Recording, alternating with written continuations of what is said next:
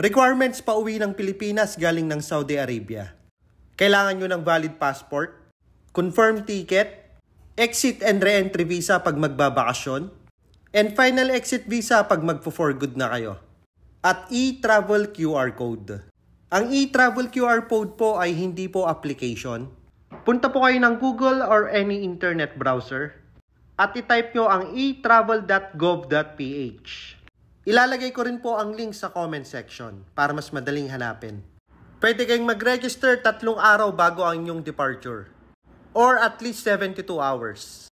At advice ko sa lahat ng kadama, first time magbabakasyon, nag-change employer, change job site, change position, change company name, at ang mga visit visa na nakakuha ng trabaho, kumuha kayo ng verified contract sa DMW or Polo or sa Philippine Embassy.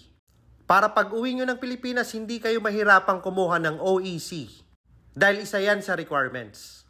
At para naman sa mga magtatanong kung anong requirements pabalik ng Saudi Arabia, passport with at least 6 months validity, re-entry visa, OEC, at e-travel QR code.